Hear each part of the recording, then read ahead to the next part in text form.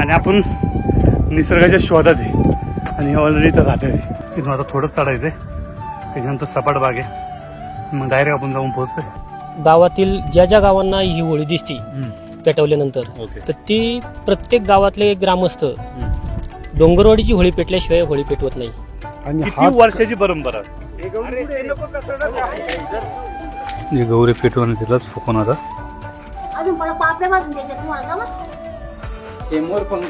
गौरी पेटवून याची गरज आहे का लावायची? ह्याचाच खरा मान आहे, तुमच्या बाकीच्या फुलांना मान नाही. बरं हे तुम्ही घरात नका बसू, गौऱ्याने उद्या बंटी पाहिलं का नो. दरवर्षीपेक्षा थोडासा वेळ झाला, त्यामुळे आता गावागावात आता फोन यायला लागले ते की होळी कधी पेटणार डोंगरवाडीची. अनेक कार्यक्रमांना अशी छावामोहीचं आता आयोजन केलं जातं. तर खाली एलईडी दाखवले जातात. आता आमच्याकडे दुर्गम भागामध्ये एलईडी आम्ही आणू शकत नाही, तर आम्ही पडद्यावर ते नियोजन आज छावामोहीचं केलं. वरती काय आहे तुमचं? आहे का होळी आहे ना? नमस्कार मित्रांनो, कसे आहात? एकदम मज्जेत ना? तर मित्रांनो, आज आहे होळी आणि होळी हा सण संपूर्ण महाराष्ट्रामध्ये केला जातो. खरं तर कोकणामधली होळी थोडीशी वेगळी असते, तिकडली परंपरा थोडीशी वेगळी आहे आणि आपल्या या पुणे जिल्ह्यातली होळी थोडीशी वेगळी आहे. आज आपण मावळ तालुक्यातील डोंगरवाडीवरती जाणार आहोत. डोंगरवाडीची होळी खूप महत्त्वाची आहे, कारण की त्या डोंगरवाडीची होळी पेटल्याशिवाय आजूबाजूच्या पंचकृषीतल्या गावातल्या होळ्या पेटत नाहीये. ती महत्त्वाची आहे आणि ती होळी आज आपण वरती जाऊन पाहणार आहोत. कशा पद्धतीने त्याचं नियोजन केलं जातं, गाववाल्यांची कशी लगबग असते ते आज आपण पाहणार आहोत. हा व्हिडिओ फक्त मी तुमच्यासाठी करत आहे, कारण खूप दिवसापासून डोंगरवाडीच्या पायथ्याशी राहत असलो तरी डोंगरवाडीची होळी ही इथनं पाहणं आणि तिथं जाऊन प्रत्यक्षात पाहण्याची ही माझीसुद्धा पहिलीच वेळ आहे. चला तर आपण वरती जाऊया आणि वरती होळीचं नियोजन कसं असतं ते मी तुम्हाला दाखवणार आहे. चला तर ऑलरेडी टाईम झालेला आहे, कारण की अजून डोंगरसुद्धा चढायचा आहे. डोंगर सोडून वर जाऊन आपल्याला तिथलं नियोजन पाहिजे. चला तर मित्रांनो, पोचलोय आता आपण डोंगरवाडीच्या पायथ्याशी. वरदानी मातेचं दर्शन घेतलंय आणि सुरुवात करतोय वर जाण्यासाठी. चला, वेळ खूप होत चालला आहे, आपल्याला 7पर्यंत तिथं जायचं आहे, कारण 7 नंतर तिथं ते होळी पेटवली जाते. त्याच्या आधी आपल्याला तिथली तयारी पण घ्यायची. चला लवकर. वरती काय आहे तुमचं? काय बाबा घर आहे किती आहे का होळी आहे ना? होळी आहे ना वरती आज? तुकडूला आहे. मी इथलाच आहे वडगावातला. कोणाचा? माळसकर, कोणचा? शंकर माळसकर. मग होळी बघायला चालली तुमची? वर बघायला का? वर काय मागच्या वडील पण लाकडं बिकडं गोळा करीत असेल ना? हा मग लाकडं जाऊया. तुम्हाला किती वेळ लागेल चढायला? काय सांगतो? चप्पल घसरत नाही काही? आहे का? काठी हे बरोबर आहे. काठी आणाय पाहिजे होती का मी?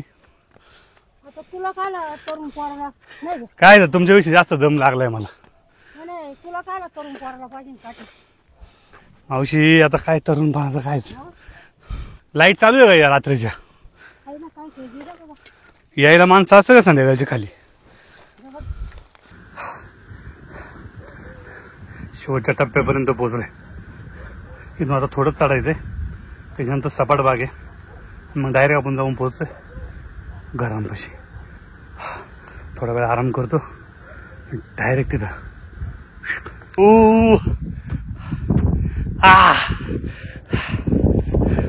जितकं चाललो ना या सपाट भागावरती आलो ना, काय नजारा आहे. इथनं तुम्हाला संपूर्ण वडगाव दिसते आणि त्या डोंगराच्या त्या बाजूला गेलो ना आपण, तिकडून संपूर्ण पवन मावळ दिसतो. कसला सुंदर नजारा आहे बघा ना. यावरती राहणाऱ्या लोकांना एकदम निवांत निसर्गाच्या कुशीत मस्त राहायला भेटते आणि आपण निसर्गाच्या शोधात आहे आणि ऑलरेडी तर राहत आहे. मस्त आहे यांचंच. थोडंच राहिले आता. फायनली पोहोचलोय आपण. ते दिसतात घर. मला असं वाटतं एकटा असल्यामुळे पटकन आलं.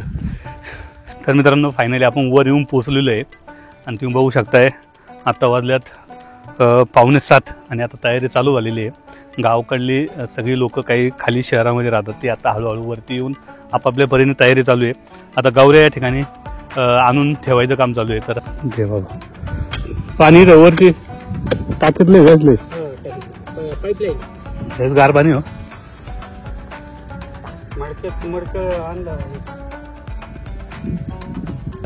सगळे गाववाले आहे आणि आपण थोडंसं आता मंदिरामध्ये जाऊन या. इथले जे छोटेसे मंदिर आहे तोपर्यंत त्याचं आपण दर्शन घेऊया. तोपर्यंत तयारी चालू राहते. तर मित्रांनो हे बजरंग बलीचं म्हणजे हनुमानचं मंदिर आहे आणि गावामध्ये तुम्ही बघू शकता हे मंदिर आणि छानसं आता युवराज दिवा पेटवत आहे. युवराज सगळी लोक येतात गवरती याला सगळे येतात ना. किती वेळ लागणार आपल्याला अजून इथली तयारीला?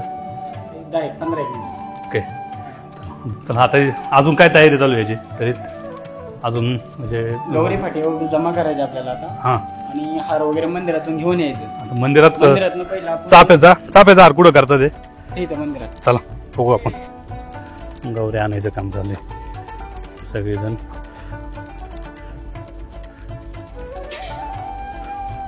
तरी किती गौऱ्या लागतात ना सगळ्या आपण जर विचार केला तर लोक खाली येतात शहरामध्ये 5-5 गौऱ्यामध्ये होळी करतात. 300 गौऱ्या 300 गौऱ्या.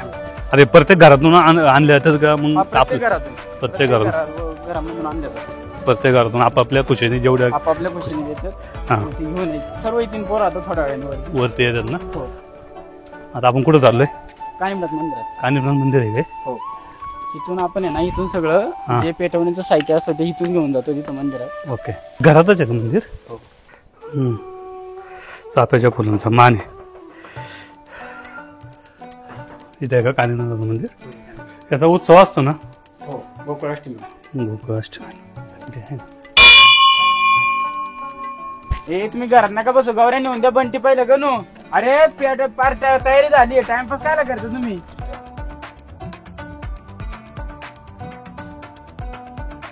काय सांगतो युवराज आता आपण कुठल्या झाडापाशी आलोय? हे आपल्या डोंगरवरचं चाफ्याचं झाड आहे. हा ते पूर्वजनापासून हे झाड आलेलं आहे हम्म. आणि ह्या झाडाच्या पहिल्यापासून आपण होळीसाठी फुलांच्या किंवा रंगपंचमीसाठी ह्याच फुलांच्या माळाचा आपण उपयोग करतो या चाफ्याच्या झाडाचा. मग याची गरज आहे का लावायची? ह्याचाच खरा मान आहे. तुमच्या ओके. बाकीच्या फुलांना मान नाही बरं चाफ्याच्या झाडाच्या फुलालाच मान आहे. हो आता एक आणि रंगपंचमीच्या टाइमला पण आपला मोठा आता कार्यक्रम आपण असतो. घरामध्ये बघितलं तेव्हा कशी जे फुलं माळ विणतात याचीच आहे का? हो हे झाडाची. ओके आता प्रत्येक घरोघरी लोक फुलांच्या माळा आणतात का? का एकच नाही, माळ नाही. असते? परत एकच कानिमनाथाच्या मंदिरामधून आपण ती माळ घेतो एक. ओके त्यामुळे त्या मंदिरामध्ये म्हणजे विणल्याचं म्हणून तीच माळ देऊ तिथूनच आपण. आपण काय करतो हा. जे उदबत्ती घेतो ना उदबत्ती पेटवून नेतो ना तेच त्यानेच आपण त्या तिथं उदबत्तीने पेटवतो. उदबत्तीनेच होळी होळी पेटवली पेटवली जाते. ओके तर तू आता मग अशी म्हणला छावा पिक्चर सुद्धा आज दाखवला हो, जाणार आहे. प्रेक्षेपणे आज. तर मित्रांनो बघू शकताय छावा पिक्चर हा प्रत्येक वस्तीवरती दाखवला जातोय, प्रत्येक गावामध्ये दाखवला जात आहे, डोंगरवाडीवरती सुद्धा दाखवला जाणार आहे. परंतु इथे एलईडी नाहीये कारण की इथं वरती एवढी मोठी एलईडी आणणं अशक्य आहे. त्यामुळे इथं प्रोजेक्टरवरती हा पिक्चर सगळ्या ह्या गाववाल्या लोकांना दाखवला जाणार, जे काय जे वरती राहतात त्यांना ज्यांनी तो पिक्चर बघितला नाही त्यांच्यासाठी. तर हा सुद्धा एक आनंद उत्सवच म्हणावा लागेल कारण की एक प्रकारे मनोरंजन म्हणून आज आपला छावा पिक्चर इथं दाखवला जाणार आहे. आपण चालू आहे कानिमनाथाच्या मंदिरामध्ये ज्या ठिकाणी आपल्याला पेटवलेली गौरी, अगरबत्ती, तसं तिथं जो नारळ आहे तो नारळ सगळे हार वगैरे घेऊन आपण पुन्हा ज्या ठिकाणी होळी रचली जाते तिथे जाणार आहे आणि त्याच्यानंतर ती होळी रचायला सुरुवात होणार आहे. त्यामुळं ते जोपर्यंत मंदिरामधून आपण सगळं सामान घेऊन येत नाही तोपर्यंत ती होळी रचली जाणार नाही. तर आपण आता सामान घेऊन यायचं आहे मंदिरामधनं आणि मग नंतर आपण होळी रचायला जाणार आहे. झालं का सगळे तयारी? हो. काय काय घेतलंय सांगा? हे काय चाफ्याची फुलं आहे, हां नारळ आहे, विड्याची पान आहे, सुपारी आहे आणि आणि गाठी ओके हार आहे. फुलं हे मोरपंख गौरी पेटवून घे. गौरी एकच घालते ना. घातले नाही नाही ना. आजी मग खाऊ. हा, न्या गौरी. पेटली ना. पेटलेले चल जेवायला या बरं का भाऊ. हाय गौरी पेटून घेतलेली आहे. ए, पळा आता हे करा ना. अजून पळा पापड्या भाजून द्यायच्या तुम्हाला जमा. एवढं वविता का? खोबरं वावायचे, खोबऱ्याची माळ का? अरे मध्ये ते घेरावायचं ना ते काठी मध्ये काढून त्याला तर माळ घालायची. गौरी आहे, पापड गंध उघडून घ्यायला आपलं ते एक दोन आहेत ना. गंध घेतला बघा उघडून. घेतलं ना.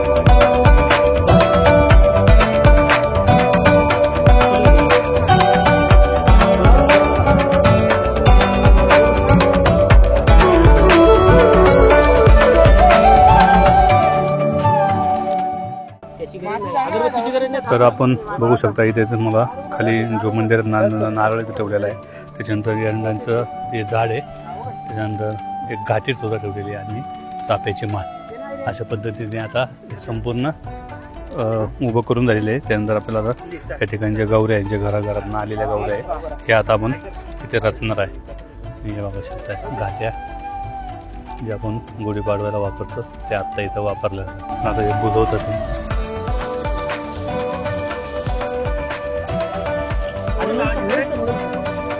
रचायचं काम चालू.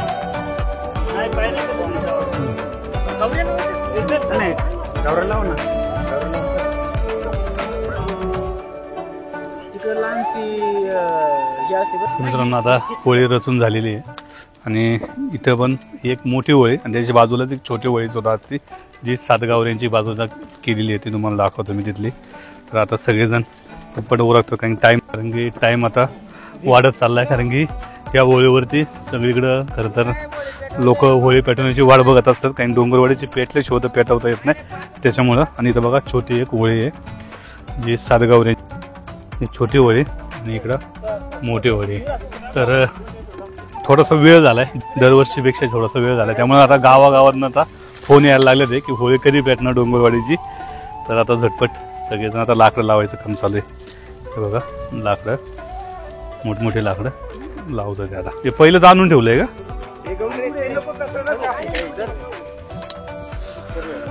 आता जे गौरी पेटवून तिथंच फुकून आता आग लावतं ते. फायनली पेटलेली आहे डोंगरवाडीची होळी आणि बघू शकता फोन पण चालू आहे लोकांचे की होळी पेटली का नाही पेटली, कारण की याच्यावरती सगळं खाली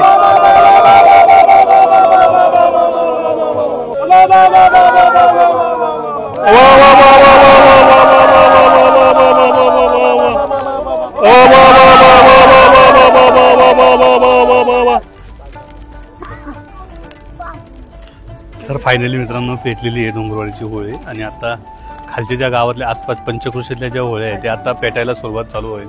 महत्त्वाचं म्हणजे पोटोबा मंदिरामध्ये जी देवस्थानाची जी होळी आहे ती आता खरं तर पेटली असेल आणि आजूबाजूच्या पंचकृषीतली पण पेटली असेल.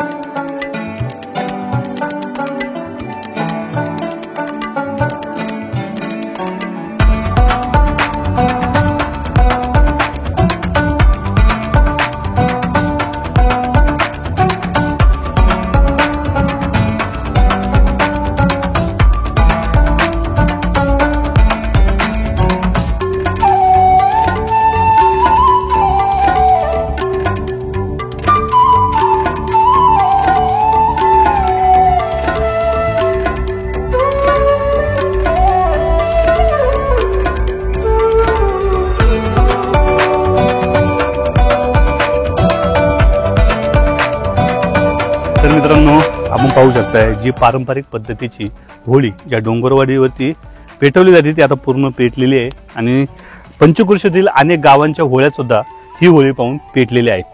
तर ह्या होळीबद्दल अनेक जागी तुम्ही जर फिरले पंचकृषीमध्ये तर डोंगरवाडीच्या होळीला एक अनन्यसाधारण असं महत्त्व आहे. तर हे महत्त्व काय आहे आपण थेट त्यांच्या गावातील या वाडीवरती असलेली जी ज्येष्ठ मंडळी आणि तरुण मंडळी यांच्याशीच आपण चर्चा करून त्यांच्याकडून जाणून घेऊया नक्की ह्या होळीला काय महत्त्व आहे. दादा काय सांगसाल, तुमचं वय पाहता तुम्ही सांगू शकता की ही होळी कधीपासून या डोंगरावरती पेटवली जाते आणि याची काय तुम्हाला माहिती काय? माहिती की वाडवडिलाच्या पासूनच आम्ही कळतंय तसं सुरुवातीपासून 4 मंडळी लांब जरी असली तरी जवळ येतात ह्या होळीच्या दिवशी. आणि किती वर्षाची परंपरा ही आता आम्हाला आमची वय आहे 50-55 तशी तर आम्हाला कळते तसं आम्ही पाहतोय आणि ही अशीच परंपरा चाललेली आहे. हो ना. ही आता जी समाज आहे ही लहान मोठी जरी लांब गेली तरी जवळ येतात त्या दिवशी. दादा तो काळ वेगळा होता, तो काळ काळ असा होता की डोंगरावरती फक्त तुम्हीच होते आणि खाली लोक एकदम कमी वस्ती होती. आज डोंगरावरती लोक कमी झाल्यात आणि खाली गेल्यात, मग ही परंपरा चालेल का पुढे? चालेल. तर दादांचं म्हणणं आहे की लहान होतो तो पासून ही परंपरा चालू आहे. आता काय सांगसाल, तुम्ही सुद्धा या डोंगरवाडीवरती रहिवासी आहात. दादा जसे बोलतात की तुम्हाला कधीपासून माहिती आहे? आता आम्हाला पण त्यांच्या पाठीमागच असं लहानपणापासून आठवते. आणि आमची होळी पेटल्याशिवाय गावगावची होळी पेटत नाही. का भेटत नाही? म्हणजे एक आम्हाला आमच्या होळीला मान देतात. मानाची होळी आहे आमची. तुमचे वडील असू दे, आजोबा, हा. यांनी तुम्हाला कधी सांगितलं असेल ना की ह्या होळीला का माने किंवा कधीपासून? आमच्या वडिलांनी सांगितलं आम्हाला, तेव्हा आम्हाला माहिती आली. आमच्या आजोबाचे आमचे आजोबा म्हणत होते, मग आमच्या वडिलांनी आम्हाला सांगितलं ही होळी पेटती आहे, आपली पिढानपिढी ही होळी अशी. मी मगाशी आलो त्यावेळेस पाहिलं की प्रत्येक घरातनं ह्या गौऱ्या ह्या होळीसाठी येत होत्या. प्रत्येक जितकी लोक आता वरती राहतात ते आपापल्या परीने इथं जे काय होईल ते आपलं योगदान करत होतात. नक्की काय परंपरा आहे ह्याची? परंपरा पूर्वीपासून आहे आणि अनन्यसाधारण महत्व, तुम्ही म्हटले की अनन्यसाधारण महत्व ह्या होळीला आहे. तर पंचक्रोशीतील सर्व गावातील ज्या गावांना ही होळी दिसते पेटवल्यानंतर, तर ती प्रत्येक गावातले ग्रामस्थ डोंगरवाडीची होळी पेटल्याशिवाय होळी पेटवत नाही.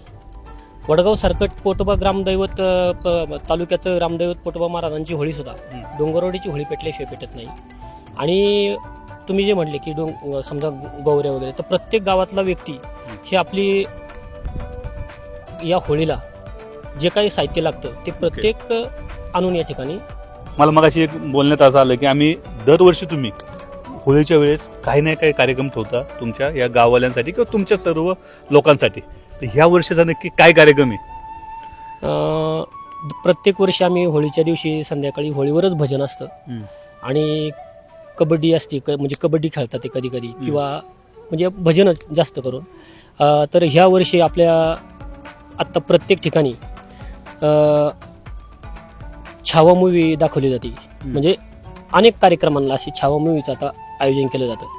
तर खाली एलईडी दाखवले जातात. आता आमच्याकडे दुर्गम भागामध्ये एलईडी आम्ही आणू शकत नाही, तर आम्ही पडद्यावर ते नियोजनात छावा मूवीचं केलेलं आहे. कारण आपला हिंदू धर्म संस्कृतीचा ज्या महाराजांनी जतन केलेलं आहे, त्याच्यासाठी आपल्या प्राणाची आहुती दिलेली आहे, तर त्याचा अभिमान बाळगून आज आम्ही होळीच्या दिवशी, होळीचा सण हा छत्रपतींच्या काळापासून आपल्याला पाहायला मिळतोय. तर त्या छावा मूवीचं आम्ही आज ह्या वर्षी आणि खास आयोजन करण्याचं कारण की आपण कुठेही छावा मूवी समजा थिएटरला जाऊन पाहू शकतो, पण लहान मुलं, महिला ह्या जाऊ शकत नाही. तर त्यांच्यासाठी आज हे छावा मूवीचं आम्ही आयोजन केलेलं. तरुण वर्ग आहे आणि ही जी परंपरा आहे आता ही कुठंतरी ज्येष्ठांकडनं तर तरुणाकडे येत चाललेली आहे. तर तुमचं काय म्हणणं आहे? तुम्ही कशा पद्धतीने पुढे नेऊ शकताय? आमच्या मागच्या पिढीने केलंय ना, तेच आम्ही परंपरा चालू ठेवणार. आता तुम्ही व्यवसाय निमित्ताने प्रत्येक तरुण तुम्ही आता डोंगरावरनं खाली जाताय, काही खाली स्थायिक झाल्यात आणि खाली स्थायिक झाल्यानंतर पुन्हा एकदा हा उत्सव बनवण्यासाठी तरुण वरती येतात का? हा, येते सगळे. आता काही गावोगाव जाते नाही का, आता बाहेर खाली वगैरे राहिलंय ते होळीच्या निमित्ताने सगळी होळी असले की सगळी पोरं वगैरे वरती येतात. हा, ही जी एक तुमचे म्हणजे काय म्हणतो आपण, तुम्हाला एक महत्व दिलं जातं संपूर्ण पंचक्रोशीमध्ये. डोंगरवाडीची होळी ही खूप महत्वाची आहे. आज जरी आधुनिकरण आजूबाजूला कुठेतरी कंपन्या झाल्या असेल, फॅक्टऱ्या झाल्या असेल, तरी सुद्धा जे स्थानिक लोक आहे ते अजूनही या होळीला मानतात. कुठेतरी अभिमान वाटतो. हा, अभिमान वाटतो ना.